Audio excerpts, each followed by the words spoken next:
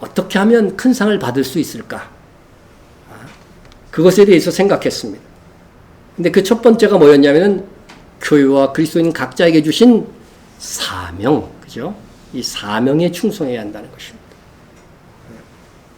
둘째는 하나님의 사랑을 실천해야 합니다. 사랑을 실천해야 합니다. 그냥 보통 사랑이 아니라 어떤 사랑? 더하는 사랑. 그죠? 자기를 사랑하는 자를 사랑하면 무슨 상이 있으리로 그랬어. 그죠? 다른 사람, 불신자의 수준에서 더하는, 원수를 사랑할 정도의 사랑. 그럼에도 불구하고 사랑할 수 있는 사랑. 그런 것들이 상으로 쌓일 것이라고 말씀해 주셨습니다. 자, 오늘은 세 번째. 예수님 때문에, 복음 때문에 박해, 손의 희생을 감수할 때 하늘에서 상이 큽니다. 네. 나로 말미암아 너희를 욕하고 박해하고 거짓으로 너희를 거슬러 모든 악한 말을 할 때는 너희에게 복이 있나니. 네. 이 복이 뭘까요?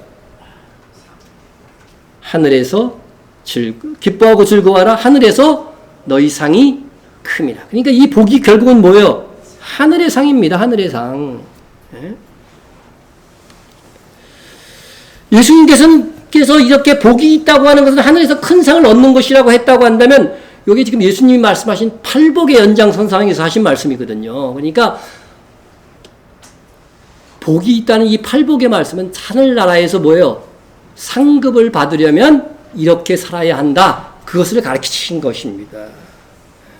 그래서 그렇다면 이 말씀이 유명한 팔복을 받기 위해서는 그 헌신한 사람들이 하늘에서 다 상이 클 것이다. 팔복에 해당하는 헌신을 한 사람들은 다 상이 클 것이다. 그렇게 말씀하고 있는 것입니다. 그래서 여러분 마태, 마가, 누가복음에서 천국은 하나님의 나라는 천년 왕국을 의미하는 것이다. 제가 계속해서 반복해서 말씀을 드립니다. 그래서 행위로 얻는 것으로 나와 있어요. 천국이. 하지만 요한복음은 어떻게 나와 있다고요? 믿음으로. 그러니까 사람들이 믿음으로 얻는 구원, 그죠? 값없이 얻는 구원만 얘기하다 보니까 자꾸 암송하는 게 뭐만 나와요? 요한복음만 암송해요, 대부분. 그죠? 요한복음 3장 16절, 요한복음 1장 12절, 14절, 그건 다 믿음으로 얻는 구원을 얘기하고 있거든요. 그러나 정직하게 마태, 마가, 누가복음을 보면 행함으로 얻는 구원, 이것은 천년 왕국에 들어가는 첫째 부활자에 해당하는 말씀이기 때문에 그런 것입니다. 그래서 오늘 우리 팔복의 말씀인 하늘에서 상이 큰 천년왕국에서 주와 함께 왕노를 할 수 있는 조건들이 무엇인지 말씀하는 것이다. 그렇게 이해하고 간단하게 살피고 넘어가겠습니다. 심령이 가난한 자는 뭐가 있어요? 복이 있나니. 이것을 하늘에서 상이 있나니 이렇게 읽어도 됩니다. 복이 있나니 천국이 그들의 것이며 천년왕국에 들어가게 될 것이라고 하는 말씀입니다. 여러분, 나는 심령이 가난하다고 여겨지십니까? 아니면 내 것을 채우려고는 욕심이 가득합니까? 살펴보세요. 애통하는 자는 복이 있나니 그들이 위로를 받을 것이며. 나는 믿음을 지키기 위해서 애통하는 자입니까? 나는 온유하다고 하는 말을 듣습니까? 온유한 자가 땅을 기업으로 차지할 것이라고 하는데 이거를 이 땅에서 땅 부자가 될 것으로 해석하신다면 정말 엉망으로 해석하는 거죠. 그죠? 어디의 땅이에요? 천년왕국의 땅인 거죠. 고을을 차지하는 걸 얘기하는 것입니다. 그래서 여러분 온유하다고 한다면 하늘에서 상이 클 것입니다. 그런데 누가 나보고 너는 성질이 참 더럽다 그러면은 못 들어갑니다. 여러분은 무엇을 얻기 위해서 목이 마르십니까? 의에 줄이고 목마른 자가 되세요. 어떻게 하면 우리가 말씀대로 살 수 있을까? 어떻게 하면 주님 맡기신 사명을 감당할까? 그것에 목마른 영혼이 되어야 되지. 육체 욕구를 채우고 세상에서 잘해서 그런데 막 목말라 있어. 그런 상이 없습니다. 정말 의에 줄이고 목마른 사람이 되면 하늘에서 상이 클 것입니다. 여러분 한번 살펴보세요. 여러분 중심에서 지금 무엇을 얻고 자작 막 목말라 있는가? 그리고 누구를 바라보든 긍휼히 여기는 마음과 눈으로 그를 바라보세요.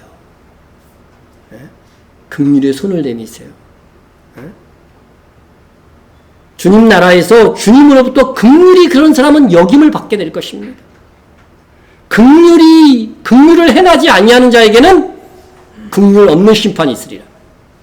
긍휼은 심판을 이기고 자랑하느니라. 다른 사람 잘못 죄만 봤다면 막 지적질하고 막 이런 사람들이 있어.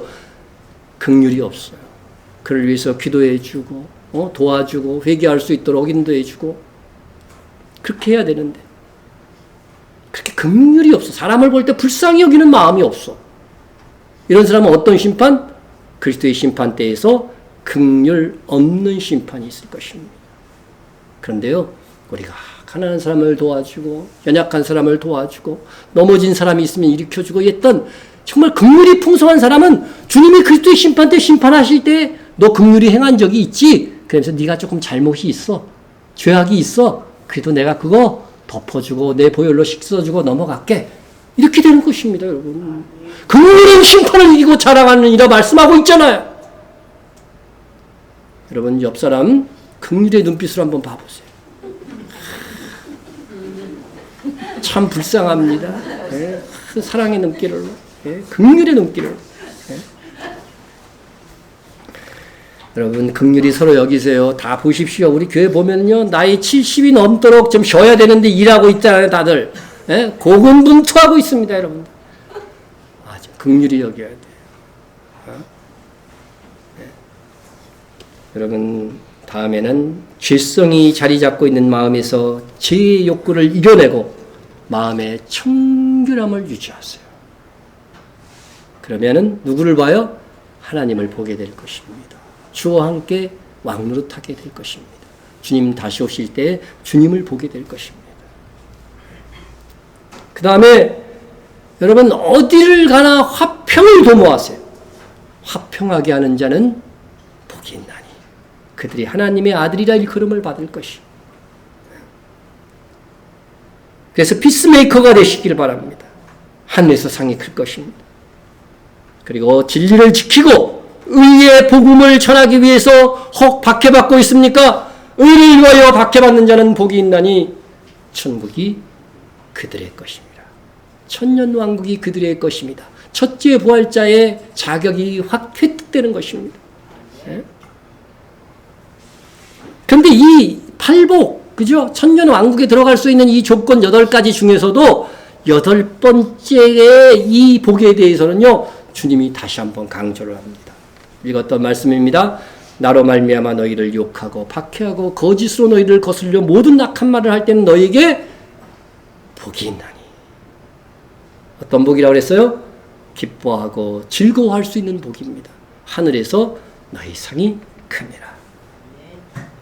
여러분 예수를 믿는 것 때문에 욕을 먹어보았습니까?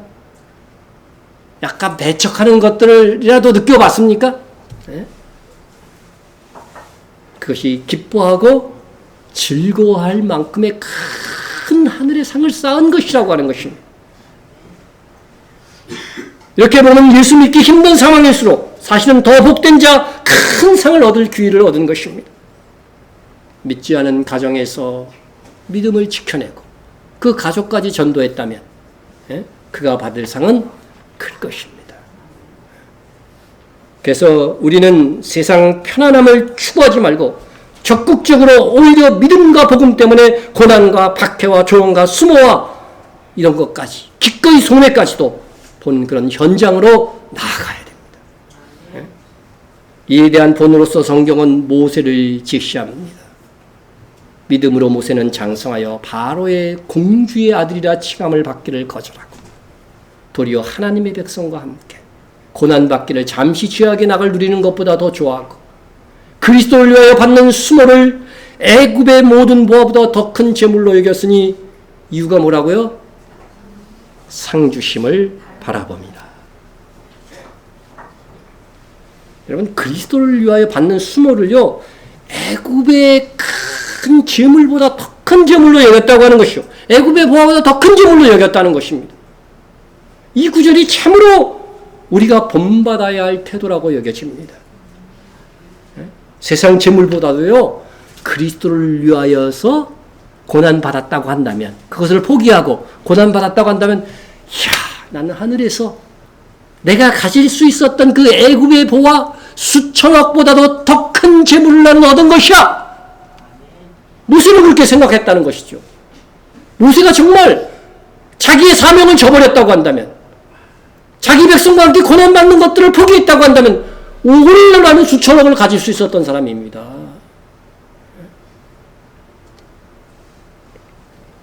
애굽의 부활한 세상의 부자로 사는 것입니다.